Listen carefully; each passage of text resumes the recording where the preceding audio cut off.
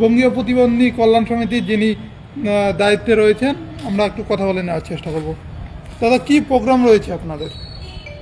বঙ্গীয় প্রতিবন্ধী কল্যাণ সমিতি শীতলকুচি ব্লক কমিটির ব্যবস্থাপনায় ত্রিবার্ষিক চতুর্থ সম্মেলন আগামী 14ই ফেব্রুয়ারি ফাল্গুনের 1 তারিখ বেলা 12টায় শীতলকুচি ধানহাটি প্রাঙ্গণে অনুষ্ঠিত হবে। মূলত মানবিক ভাতা বৃদ্ধি, আবাস যোজনার ঘর সহ প্রতিবন্ধীদের জন্য পৃথক উন্নয়ন পর্ষদ গঠনের দাবিকে সামনে রেখে আমাদের এই ব্লক ত্রিবার্ষিক চতুর্থ সম্মেলন কবে হচ্ছে? আগামী 14ই ফেব্রুয়ারি শনিবার বেলা 12টায়। কত মানুষের সমাগম হবে বলে মনে করছেন? শীতলকুচি ব্লকের 5 থেকে 600 প্রতিবন্ধী এবং তাদের গার্জিয়ানরা উপস্থিত থাকবেন।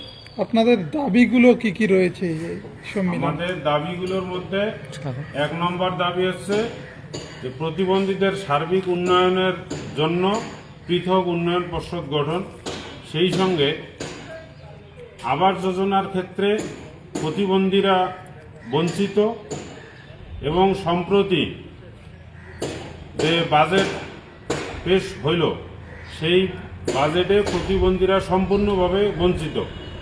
আপনারা অবগত আছেন যে লক্ষ্মীর ভাণ্ডার থেকে শুরু করে অন্যান্য পেনশন যারা সুবিধা পায় তাদের ভাতা বৃদ্ধি হয়েছে, কিন্তু আমরা প্রতিবন্ধীরা অবহেলিত, আমাদের ভাতা বৃদ্ধি হইল না। তাই আমরা এই সম্মেলনের মাধ্যম দিয়ে প্রশাসনের দৃষ্টি আকর্ষণ করতে চাই যে আগামী দিনে ভাতা বৃদ্ধি সহ প্রতিবন্ধীদের উন্নয়নের জন্য যেন পৃথক উন্নয়ন পর্ষদ গঠন হয়, এটাই আমাদের মূল দাবি।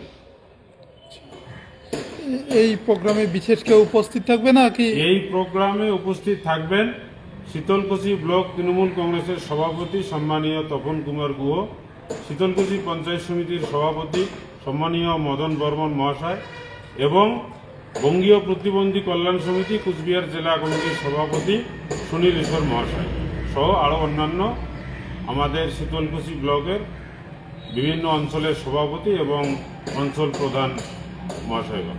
কোথায় হবে প্রোগ্রামটা? প্রোগ্রামটা শীতলকুচি ধানহাটি প্রাঙ্গণেই হবে। আমাদের যে ব্লক কার্যালয় আছে প্রতিবন্ধী, সেখানেই হবে। কি নাম আপনার?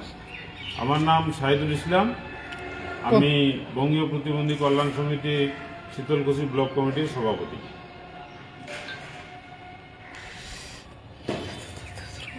স্লো দেখো।